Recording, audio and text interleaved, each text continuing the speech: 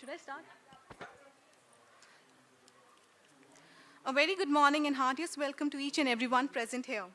The topic for the panel is With Malice Towards One and All, Celebrating Khushwant Singh. The panelists are Tiska Chopra and Humra Qureshi. Tiska Chopra has trained with theatre greats like Nasruddin Shah and Firoz Abbas Khan. She got her big break with Amir Khan's Tare Zameen Par, for which she won several national and international awards. Apart from being a regular on stage, she is also a favorite with advertisers, endorsing brands like Tanishq, Titan, Olay, Horlicks, and Kellogg's. She is currently starring in the Indian franchise of the hit American series 24, being produced by Anil Chopra. Humra Qureshi is a Delhi-based writer, columnist, and journalist. Her books include Kashmir, The Untold Story, Views, Yours and Mine, and More Bad Time Tales. She has co-authored books with Khushwant Singh like The Good, the Bad, and the Ridiculous, and Absolute Khushwant. Now I request the panelists to carry forward with the session. Thank you.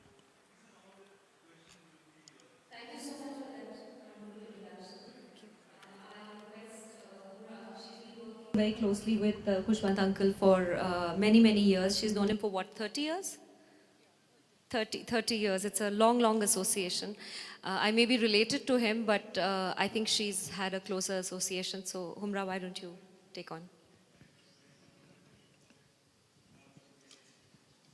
In fact, while I'm sitting here, I've been thinking about him, and it's been an emotional bond with him. I'd met him in the early 30s. In fact, I'd gone to the Hindustan Times office looking for a job. Is it okay? Is the voice clear?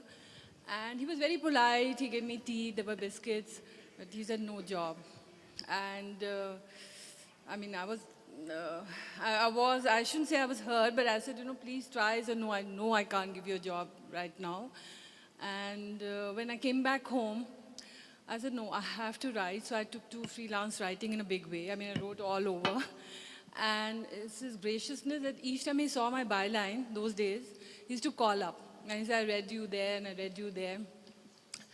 And I do believe in destined turns. And after a couple of years, my daughter and his granddaughter were learning dance with Raja Radha Reddy. They were going to the same dance school. So often I would drop back his granddaughter on my way back after picking my daughter.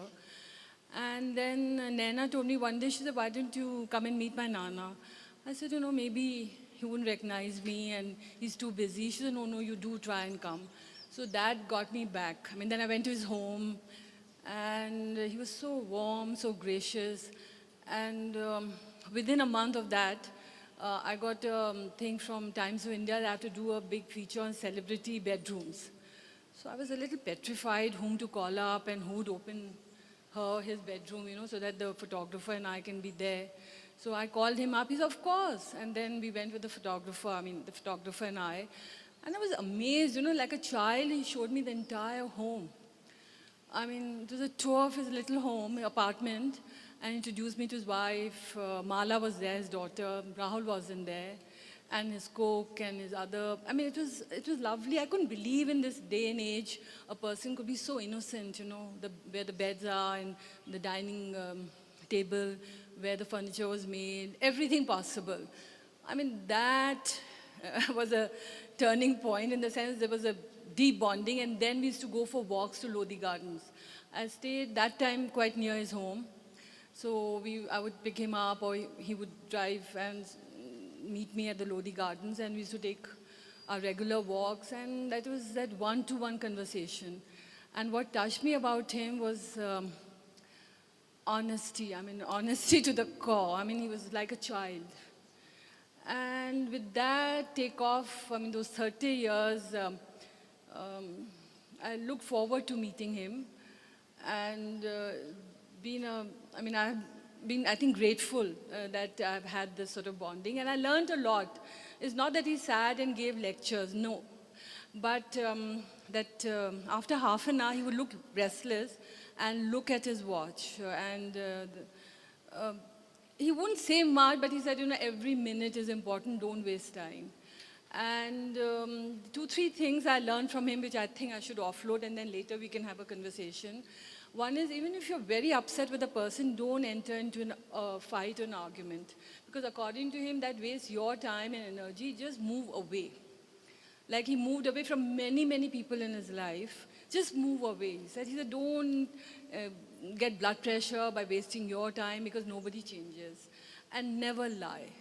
He says, better to tell the truth. Maybe that one moment you might feel terrible, but it'll take you a long way. And honesty, and he was worried for the country. That is, I met him about a week or 10 days before he passed away. There was another journalist who'd come from London, and he'd come after 30 years. He said, I have to meet Khushwant. So I called up his place, and his caregiver took the call, and he asked him, he said, I'll tell them to come. And I went, and he had shampooed his hair. He was sitting, looking happy. Because there was no contradiction between his head and his heart. So there's something very boyish and peaceful and content about his face, although he was 99. This is around March, mid-March I met him. And then the television was on. It was showing these shots of the political developments in the country. And he said, I feel so worried with these political goons and right-wing brigades making dents. And he said, I don't know what's going to happen. That was our last conversation as such, or what his last comments. So I think I should end here. We can have a one-to-one conversation, whatever you want to know, or whatever I could tell, and it would be good. So thank you.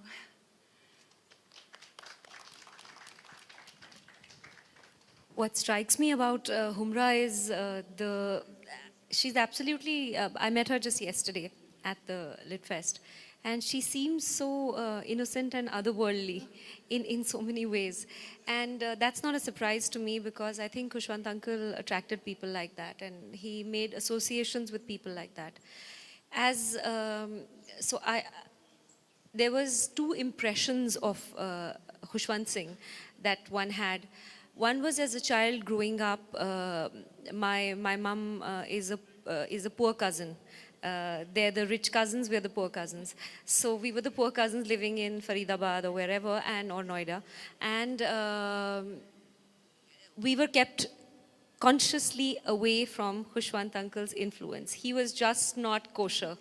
It was not good for young girls of impressionable minds to be close to Khushwant uncle. It was seen as, not really, don't go there. You'll pick up all kinds of rubbish, so no. That was the family sort of impression that existed. And then the second impression was, as I grew up and moved to Bombay and experienced the world, there was a sense of almost, as I met journalists and people became aware that we're related, there was a sense of almost reverence to the kind of writing that he has done and the kind of influence that he's had on Indian writers, on the thought process, on so many things, on so many levels. And everyone you meet has a Khushwant story. Everyone has a Khushwant story. Anybody who's encountered him has one, two, many, several tales to tell. So I will tell you my tales of Khushwant Singh, and then we can get into a more freewheeling conversation. I remember maybe 8 or 10, and we went to his house and at Sujan Singh Park. And what stayed in my mind was that he was completely unkempt. There was no pretense to sort of fold his beard into a net, or, the things that Sardars do, was doing none of that. And his hair was open, and, he was sitting like a sage or a monk. Maybe he hadn't had bath for a few days, I don't know. That's the impression we got anyway. So was that possible? I can't say that. You can't comment on that. Okay. So he was kind of like eccentric in its truest form. So there was, he followed his heart completely. You could tell that. Yeah. At that time, I was, of course, far more judgmental and looking at, lagta hai ki nahi bhi nahi hai, and, you were thinking like that. But he said, he looked at me straight in the eye and looked for a while, and he said, "Tum likho." And I was 8 or 10, and I was like, there's enough of homework to do, so I don't want to likho anymore. Like, don't tell me to likho.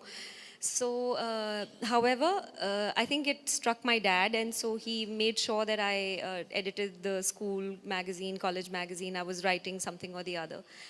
And then I remember meeting him at several family gatherings where after 2 minutes of interacting with him, they would pull us away. Ladkiyan chalo yahan se, and you know.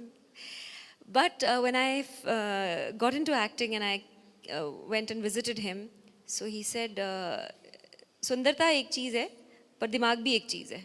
So I was like, okay, you know. So he said, "You must write." He said the same thing that he'd said like 20 or 15 years back. And so I think as a consequence, somewhere, because it was said so candidly and so openly, I think I started jotting down little thoughts and ideas. And of course, I was reading him all the time. And the fluidity of the way he wrote and the manner in which his words flowed over. So, you know, for me, that's great writing when you're not even conscious that you're reading. You're just experiencing the words and they're just washing over you. So, that style of writing and that narrative was something that influenced me deeply, and that effortlessness that was there. And I think that was part of what Humra also said, the level of, there was no sieve between his heart and his tongue and mind. He said exactly what he felt like saying, and nobody, I mean, he didn't care. And the good thing is he didn't have to care. And then a couple of years later, I took my husband, who was turning writer, with his manuscript to meet Khushwant Singh to seek his blessings. So the first thing we saw was outside his house is that don't ring the bell if you don't have an appointment, which is what my husband saw. He was like, man, that is rude. But it's the truth also. So in we walked, and Khushwant uncle must have been 95 or 96 at that point. And there were tombs of books. There were just these huge columns of books. So we were sort of navigating just in case we don't, you know, knock something over. And he was sitting in the middle in his usual chair in a pair of what they call breaka wale jangiye, those striped chaddis, long shorts, boxer shorts, whatever you want to call them, and well washed and cleaned and whatever. And it was about 4 o'clock, which is the time that he would meet most people. That was the 4 or 7. 4 or 7. So we were the 4 o'clock slot. So we went there, and Mala was there, and my husband. And so he said, he's a good boy, changa munda hai. So I was like, way to go. And then he sort of very reluctantly said, do you want to have a drink? He asked my husband. So my husband said, yeah, sure, I mean, of course. And I saw, and both of us saw, that he was extremely reluctant to share his single malt. He was like a little boy who didn't want to let go of his whiskey. His eye was on the whiskey, ki kitti dal raha hai? And zyada na dal de. And so my husband saw that, and he said, I'm not really fond of single malt, though he is. But he left his single malt to Khushwant uncle because he was very petrified of his single malt finishing for some reason. So, and he relished his drink. You know, there was a sense of, this is the moment of the day that I've been waiting for. The rest of the day is just sort of can come and go, but the moment I have my drink is when I'm... So we got into a freewheeling conversation about, so he said, he asked my husband, why do you want to write? And my husband said, you know, because it's something that's coming from inside and I want to. So I think he found that a suitable answer. At one point, my husband asked him that all these thousands of books, have you read them? And he said something which is such a telling remark on the human condition. He said that 100 saal ka saman aur kal ki khabar nahi. And his saman was not the usual accumulation of property or titles or whatever. His saman was reading material. And I think there was a sense in him that he wanted to absorb more and more and know more and more and read more and more. He was very curious about the film industry. So he was particularly keen on knowing about the casting couch. He asked me many questions. Do they ask openly? Do they ask covertly? Do they ask at all? How do they ask? What do they say? Dinner khana hai? Kidna poochte ne? How do they ask it? And so there was these questions, and it was like there was nothing. So he said, "You'll think I'm a dirty old man," but he was so candid, he was so honest and enjoying everything so much that there was no sense of dirt or sense of a sense of it being something that needs to be shoved in the corner and not discussed and whatever. So it was all like okay, let's have some fun, masti wali baatein karte hain, let's like gossip. And so he was to me someone who was a tremendous amount of fun. I wish that I could have been better and closer friends with him. That is my one lasting regret. But the good thing is that I've written a book finally, and there is when he said ke tu likh, I think that likhna has happened. So that's my memories of Khushi uncle.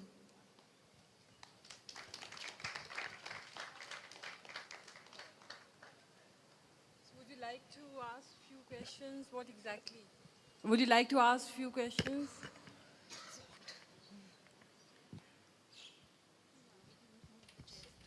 Okay.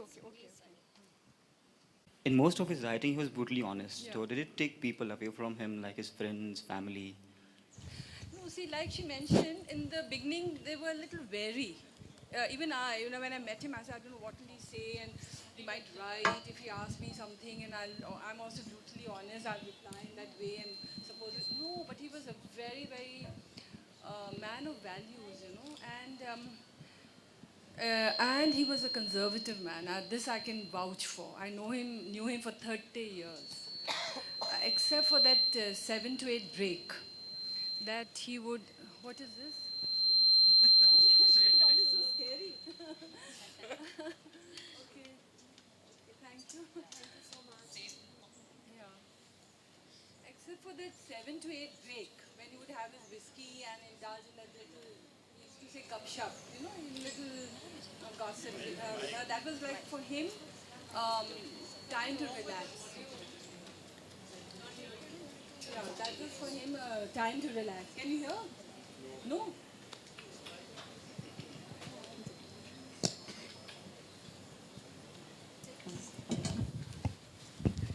Yeah, can you hear now? That was for him time to relax. It was a very, it was not that he was casual about anything, no. He used to wake up at 4, 3:30, 4. Then he used to write, take a little walk in the house, towards the end, of course, but earlier he used to go for tennis, etc. And then, according to him, just, read the papers and then start writing. And he used to meet people 3 times. If I wanted to take some advice, one of his personal friends wanted to take advice on some very personal matters, it was 11 o'clock slot. So there's nobody else that time. I know many people who used to go at 11 for those, personal advisors or whatever, comments or his views. 11 to 12, he was there. Then it was his so-called, he used to just have soup around 12 and a nap around 2 hours. And from 4, he used to meet another slot at 4. According to him, chai wale people, not whiskey. If it's whiskey, it has to be 7.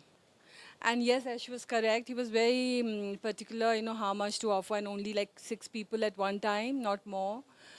And 7 to 8 was, he was totally carefree with his words, and you could laugh and joke. And then again, 8, he used to say, now just go, just go somehow, And then I think he used to again watch the television for some time. And he, last 1 hour, he used to read Ghalib. He said, that is a must before I go to bed. And then again, wake up. For him, it was slogging day and night. Otherwise, he couldn't have written all these books. And he's a conservative man. I don't know because, he used to write very candidly, because if he liked a woman, he would write next day in his column. Not that he would sleep with that woman, no. In fact, he told me, he said, there's nothing called love. He had a love affair with a Muslim woman when he was in college. And I asked him, I said, how come you're so close to the Muslims? Because you suffered the partition. So obviously that would be bitter. He said, no, but my first love affair, my only love affair was with a Muslim woman from Hyderabad, Yurun Nisa. And he said, if you fall in love with any man or woman from a community, you are automatically close to that community. He said, I feel very strong for for the community as such. And he had a lot of Muslim friends. In fact, his tailor was a Muslim, and the tailor would drop in quite often. And one thing very touching, when his wife had Alzheimer's, you know why I respected him till the end? Because when his wife had Alzheimer's around 2001, and my father passed away also with Alzheimer's, but before that, the way he took care of his wife, you know, he would sit here on his the chair, and the wife was sitting there. They had kept a nurse for her, but he said, no, she should be in front of me so I know how the nurse is handling her. Because she'll become like a child. I mean, the wife wouldn't know what's happening. And the nurse was a Muslim. And when Ramzan came, that month of fasting, he himself would get up at 3:30, give her sehri, that morning pre-dawn thing. And evening he used to tell the cook, ke time ho raha hai, kholne ka roza, khana do. And he was very sensitive in other things also, you know, like Eid, he would make sure that I'm there at his home. He said, never be alone on any festival, whether it's Holi, Diwali, Eid, or whatever, Christmas, any festival, don't be alone at home. He said, that's my thing. So he would invite me over, and one of the Eid get-togethers, his cook had fallen ill. So he'd asked Rahul that order some khana from outside. So when the khana was laid, he asked Rahul, what is this? And I'm a vegetarian by choice. So Rahul said, this is mutton and this is pork. He said, pork? Today's Eid, Humra is a Muslim. How did you order pork? So, you know, he's a very sensitive man. And small things, I mean, there was something very different about him. And all these things of wine and women, they just didn't gel with him. He was slogging. I mean, I think he was working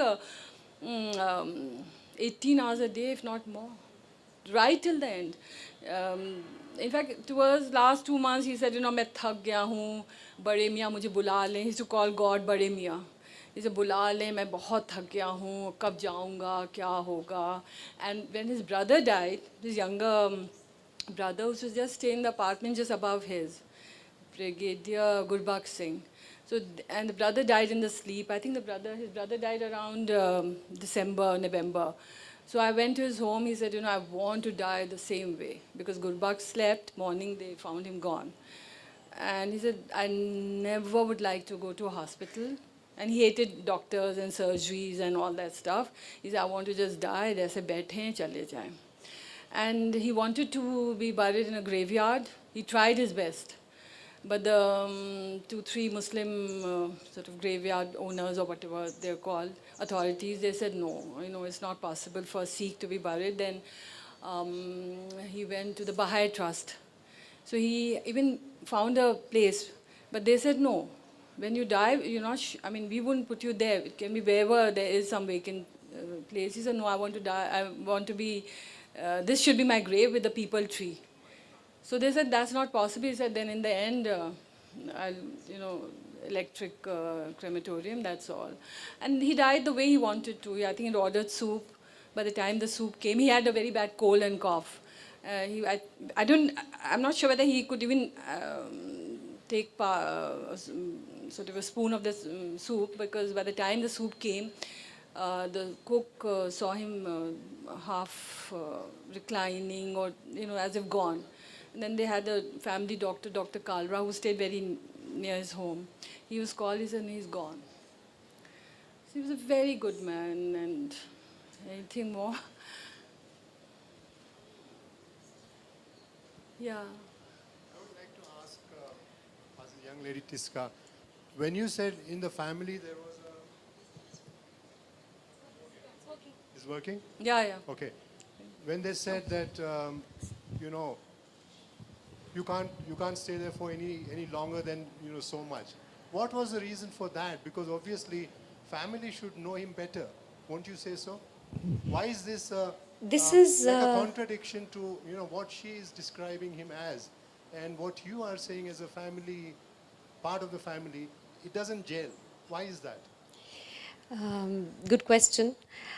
It's because, unfortunately, for people who become well known, the public image is something which stays far sharper in people's minds. And so the obvious reason was that he said whatever he wanted to say. He didn't really care whether there were children around or, whatever. There was no sieve. So if he found somebody, like she said, attractive, he would say, very sexy or very attractive or very whatever. And in conservative North Indian families, that's like really not appropriate. So it was not from any other perspective, but from the perspective of कि कुछ भी बोल सकते हैं, दिमाग कहीं भी जाता है, कुछ भी, he can say anything at any time. And I think they wanted to keep us a little bit more on the straight and narrow, us kids. And lucky for us, we followed our own path and didn't stay on the straight and narrow. But to add to what Humra is saying, upon meeting him and knowing him, and if you had a chance to encounter Khushwant uncle, you would see that there was such an innocence. But that's something I think my parents were also very young at that point, so I don't think they were also going by the reputation, by the writing, by the work, which also happens to a lot of actors, a lot of other people, that people take what they're writing or their work as being the person. To some extent, I'm sure it is. But we all have masks of politeness and societal behavior patterns which are appropriate. So you can't stand closer than a certain distance to somebody, because otherwise they'll start feeling uncomfortable. If you're a close friend, you can put your arm on their shoulder, but if you just meet somebody and you put your arm on their shoulder, they'll be like, what are you doing? So I don't think Khushwant uncle really, particularly in the way he spoke, in his heart of hearts, I think he was a deeply conservative man, extremely conservative, which comes as a bit of a shock to most people, because everyone thinks that he was this, dirty old man who had all these wine and women and whatever things he spoke about and wrote about. I think because he was not trying to temper what was coming as thoughts in his mind, he wrote exactly what he thought. All of us may think it, but we don't have the I don't know, you can be on the fence about that, whether it is right to speak exactly what you think or it's not. That's a call each one of us has to take. But he spoke exactly what he thought. There was no filter, none. If he felt that, he said, like I told you, he said कि खूबसूरती एक चीज़ है पर दिमाग भी एक चीज़ है. I mean, that's downright, in a way, almost rude. If you look at it, it's not like a really polite thing to say to anybody. Okay? Don't be too impressed with your own looks, sort of thing, is what he was trying to say. So the reason I think the family kind of felt that not everybody can handle that level of honesty, and they wanted to at least have a chance at making us polite human beings. So also the other thing she said, Humra said about the hard work, that kind of writing, that mountain of work that he has left behind, the books, the columns, various essays, everything that he has written takes a prodigious amount of hard work. That just cannot happen essay. And that is something which is, it seemed, because it seems that, to gupshup or gossip or masti, and his writing is light. That's one part, but Train to Pakistan and the other works on Delhi and on the Sikhs are beautiful, detailed, researched, sweated out pieces of work where there's research on every page, and it's almost like a textbook on the Sikhs.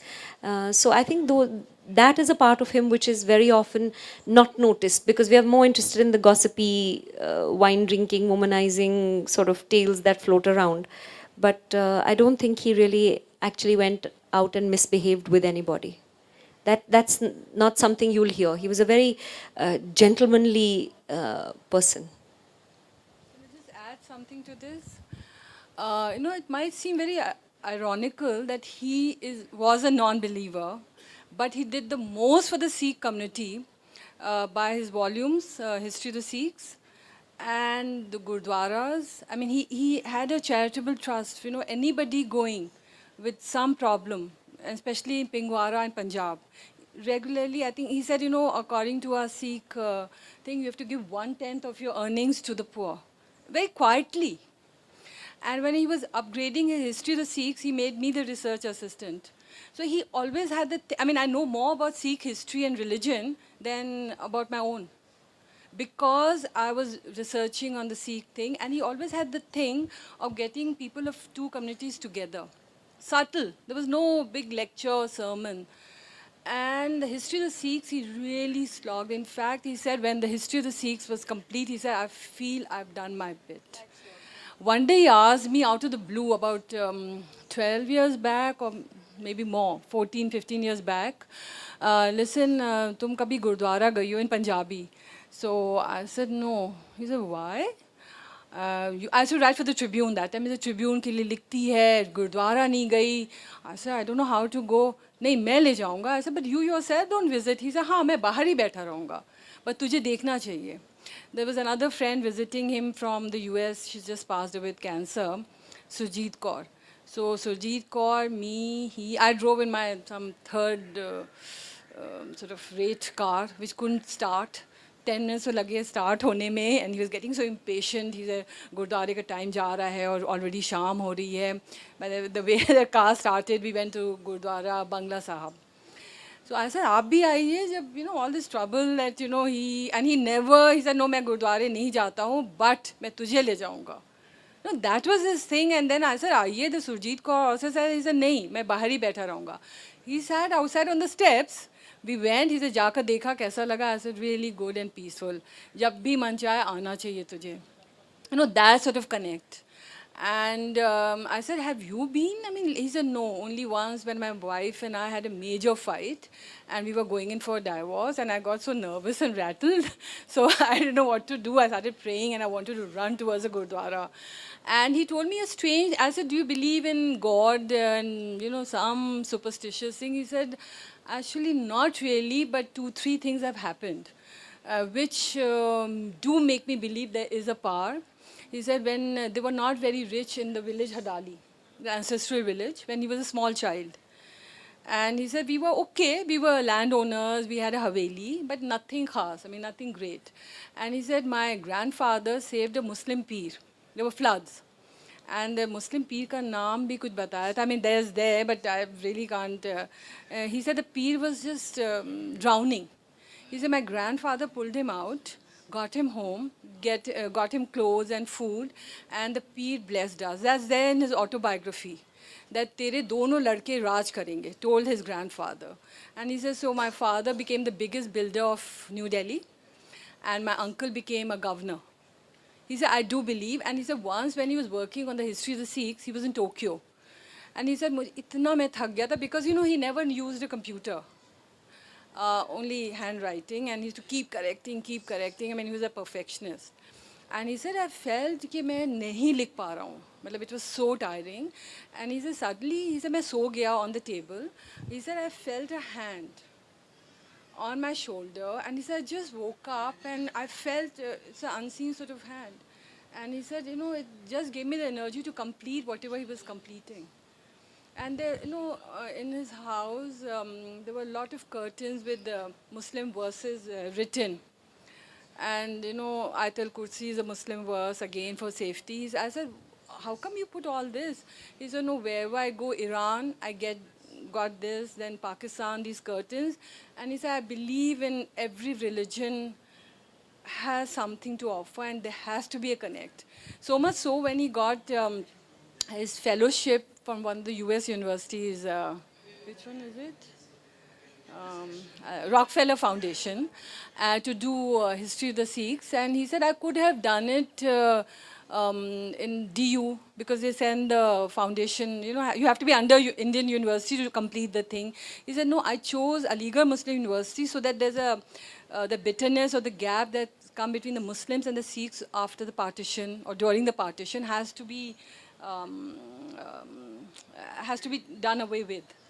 So he chose AMU, although after that there was a question in the parliament by I think by Mr. Atal Bihari Vajpayee, that why is Khushwant Singh going all the way to AMU? He could have done the research thing from JNU or Delhi University. He said, no, I want to connect and settle those creases that have come about.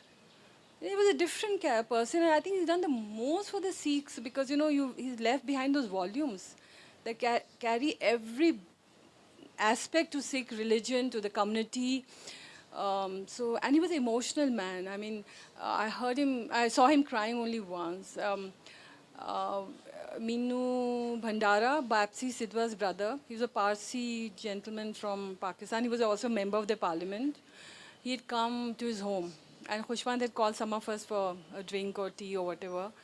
And Bapsi had got pictures from Hadali village. He said, I had gone, and sir, I got this. And each picture, there were about, I think, 10 of them. And he used to see Khushwant, and there were tears. So I said, why? He said, no, I still remember. He said, they were my best years. And towards the end, when I asked him, like from January onwards or whatever, I used to find him a little, as if far away. I said, what's the matter? He said, no, I think a lot about my childhood now, especially my grandmother and my mother and father. They come in my sleep. And he said, my village. So he said, मेरे लगता है कि अब time for me to go. That sort of thing. Anything more? Hello. Sorry? Yeah, no. For him, he said, I don't believe in any of those fancy things that you need a mood or some provocation to write. He said, मेरे लिए, तो for him it was like earning a livelihood. He was not a rich man, no. I mean, they have property, but for him it was like the word he used to use, slogging. And he was very encouraging to young writers, very encouraging. In fact, he told me, he said, the only way to escape pain in life is not through having love affairs or funny relationships. No. He said, Rose likho, maintain a diary. He always scribbled, even towards the end. Samajh mein nahi aata what he's writing, but there was a diary. Always. And he said the only way to survive in life is writing, is a therapy. And in fact, a lot of people asked him, time nahi milta hai. So what do you mean time nahi milta hai? Do 1 page a day. Ek saal mein to aapki book complete hai. And he used to promote a lot of young writers, always putting the forwards or sending the books to publishers, manuscripts. He was a very, very good-hearted person, Anything you'd like to add? I remember one time we were over for dinner, and Mala was asking him, Daddy, what soup will you have? So she said, we've got some fresh asparagus. He's saying, don't send me that artichoke nonsense. I don't like artichoke. I want asparagus. Is the asparagus fresh? And he was 95 or 96. And so that eye to detail, that meticulousness in what he wants to have, what he wants to eat, what he wants to do, what he doesn't want to do, was there right to the very end. And when he was telling me that I should be writing, he often, two or three times he mentioned that each word carries weight. Be very careful to choose which word goes where. The flow has to be correct. I think to him it came organically or very naturally. How to put one word after another so that the sound of it also has a particular effect. It flows over you, which I've been saying, that his writing sort of flows over you. It was to him it came naturally, but to a lot of other people it's something that we should, I think, work upon. The other thing which I felt that he had a sense of his own, and I say this in the best possible way, a sense of his own relevance as an opinion maker in the country. Because he was born he was writing at a time when young India was coming post-partition. There was a philosophy of a nation being formed. So I think he, in many ways, he probably foresaw the kind of hypocrisy that we're part of. This whole sense of holy cow and this and that and everything is become very sanctimonious. With his kind of writing, he bust all of that nonsense and came straight to the heart of the matter. Also, his own he returned the Padma Bhushan because of what happened at the Golden Temple. He was passionate and fiery and very committed to a country that was free in thinking. And that was something that came across very, very strongly. He did not want, it disturbed him greatly, and he felt that he hadn't, Humra was also talking about this yesterday, and I then recollected that he had said that this is not the way things should be. This is not the way to do things. And it bothered him tremendously that the country was headed in a direction that was not entirely inclusive. It was becoming, he was very against fundamentalism of any kind. And that's something that over the couple of long conversations that I had with him came across. You know, it bothered him deeply. So he was aware that he was helping to form opinions for an entire country almost. And he took that quite seriously, and he felt that in the tradition of, say, a Gandhi or a Nehru or people who took that responsibility rather than being pompous people who sort of, you know, just say that it's my opinion and, you know, hold forth. He felt he was responsible. He felt that very deeply. That's what I sense. What do you think? And one thing about him, I think he is the only writer, I mean his works, etc., there of course, where he mentions a lot about the jailed people. In fact, he was in correspondence with some of the inmates, and he said, I feel very strongly. And because I mean, I think there's the correct figures, about 75% of those stuffed in our jails are under trials. They could be 100% innocent, yet we are throwing them and we can't even hear what is happening to them. I mean, in a democracy, I think it's unpardonable. So he felt very strongly. He said, Pata nahi mujhe kya karna chahiye, what should I do? And he helped out one of them. In fact, I think there was a Pakistani boy in Jaipur jail. He helped him get bailed. He was not scared, you know. He was not scared of anybody in the so-called government or administration. No. Because he took no favors or anything. And one day I asked him, you know, you met this who's who, you know, right from the 40s till date. He said, yeah, but, you know, I've never liked anybody and I just want to run away from them. Only two people I've respected and I continue to respect, Gandhi, Mahatma Gandhi and Mother Teresa. And I had gone to spend a weekend with him at his Kasauli home. So there were only two large pictures, one of Mahatma Gandhi, one of Mother Teresa. And he told me his interaction with Mother Teresa. He'd gone to Calcutta, Missionaries of Charity. He said, I've never seen a dedicated, he said, like a saint she was. And he said when Mother Teresa was washing some wounds, he said, I don't know what were those wounds. He said, I said that, you know, you might get infected. You're washing them with raw, I mean, there was no gloves on or anything. He said, no, for me, he's Jesus. And he said, that man was just thrown there. And he said there was another miracle taking place there. He said there was 7-8 packets of biscuits or whatever. He said, what will happen tomorrow? She said, don't worry, there's God. And he said, next day there was a big truckload of biscuits. He said, from where he said, I mean, he said it was like meeting a living saint, Mother Teresa. And he said, but Mahatma Gandhi, I think he met him only twice. Once when he was in school at the Modern, Mahatma Gandhi had come. And he said, he asked something, can't you wear some other clothes? He said, I was wearing the best possible clothes. His father was rich then, Khushwant Singh. And Mahatma Gandhi said, exact words I really can't recollect, but can't you wear something which is homespun? He said, I came back, I told my grandmother, and he said, from that day, we all bought stuff from Gandhi Ashram and, you know, whatever the outlets were then. He said, some people left an impact. He said, only these two. He said, I've met everybody possible, but no.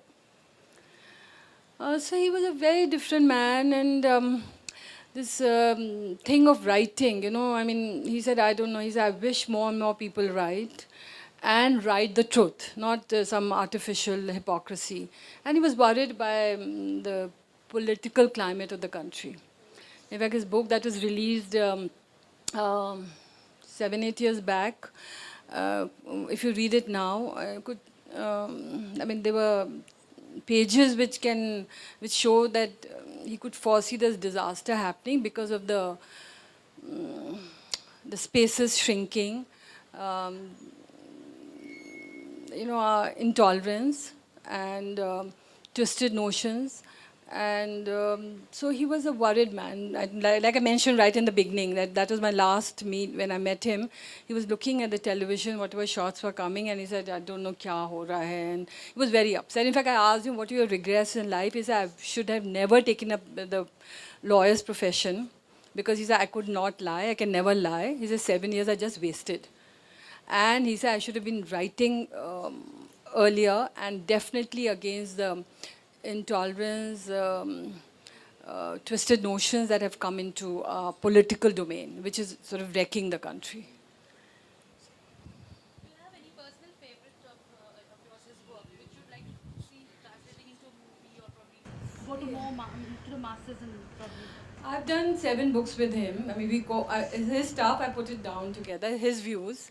One was Absolute Khushwant, that was released in 2010. And then last year in October, The Good, the Bad, the Ridiculous, his profiles. I put them, because I love to, I mean, I could have spent hours with him and we bonded. So there was, I was happy doing it. And 2 books have just come out in August, his views on women and love and sex. And 3 more are going to come out on his 100th birthday, 2nd February. Yeah, I mean, see, his novels, I mean, Train to Pakistan was made into a film by Pamela. But I don't know whether it did not, I think commercially it didn't do well. She should now... Yeah, I don't know what was it. But he was a very generous man. Like if anybody would go, okay, no, can I? He would say, haan, kar le. You know, he was not a worldly wise person. He was happy with his writing and he was content that way. Yeah. Ji, of course. Ji. Excuse me. He was very popular, experienced and senior journalist. Yeah. He used to drink and eat meat till the end of his life. And these 2 practices were against the philosophy of Mahatma Gandhi. Can you give a comment on these 2? I've not followed. What's your name, please? I am LCS Murthy. Okay, huh? Actually, Khushwant Singh was a very senior, Ji, of course. experienced, popular journalist. He used to drink and non-vegetarian till the end of his life. Yeah. And these 2 practices were against to Mahatma Gandhi's idea. Yeah, I know what you're asking, but see, he did nothing on the sly, Khushwant. A lot of people today in India drink, do whatnot on the sly. He wanted to, that made him, I mean, I think that made him, there was no, his life was different. There's no hypocrisy, and he enjoyed his drink. Like, I'm a teetotaler. He never forced me to drink. In the beginning, he said, "Kyun nahi pee rahi hai? Musalman hai ki nahi pee rahi hai?" I said, "No, I don't feel the need." And I've been, brought up in Orthodox thing. He never, in fact, he was so conservative. Then when, towards the end, he couldn't pour the drink. His hands were a little shaky. I don't know what word to use. I mean, they were not very strong enough to hold the bottle. So I said, "Can I?" He said, "No, because you don't drink, so don't pour the drink." But he was a different person. There was no hypocrisy, and that's why, towards the end, when I saw him about a week or 10 days before his passing away, his face had a glow. There was no bitterness. And he didn't copy Mahatma Gandhi, but he admired him and respected him.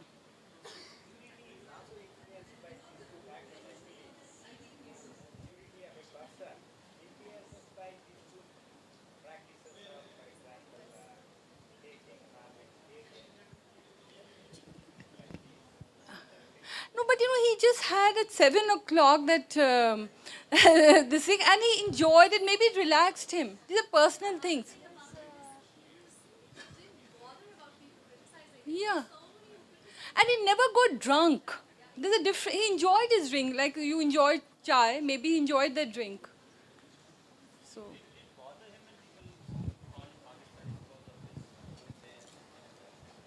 That was his place of This is place of birth. But to answer your question, or to talk about it more, I'm not sure that can be answered actually, because the purity of a person's heart is not really determined by meat eating or drinking alcohol. That's a very moralistic sort of perspective. It's it's a choice that you want to make vis-a-vis your food and your recreational activities. That's entirely your call, but the decency of your heart is not affected by that. I don't think so. Yeah, so don't see the connection between that. You can admire a person, but that doesn't mean you become a clone. So born in France, maybe for us, drinking wine was like drinking chai. I don't know. These are very personal things. yeah. What were you saying? There was a time when he was called Pakistani by some of the right-wing. Yeah, of course, till the end. No, he was not, because till the end he got abusive letters, about 20 postcards, calling him all sorts of names, all sorts. But he said, I don't bother. Because he told me, he said, Pakistan is the place where I was born. I mean, he was emotionally connected to his place of birthplace, his place of ancestral place. He wasn't bothered because he didn't take any favors from anybody. He didn't talk to any the who's who. He just didn't bother. In fact, people, the so-called governors and chief ministers were calling up his place every day about 20 times seeking an appointment. He didn't care who, sort of thing. Sorry for interruption, ma'am. Yeah. But can we have one last question? Oh, yeah. If anyone wants to. I think more than an hour. Okay. So thank you so much, panelists, for sharing your experiences and giving us an insight on the life of Khushwant Singh. Now I request you to please come up on the stage to sign the BLF wall.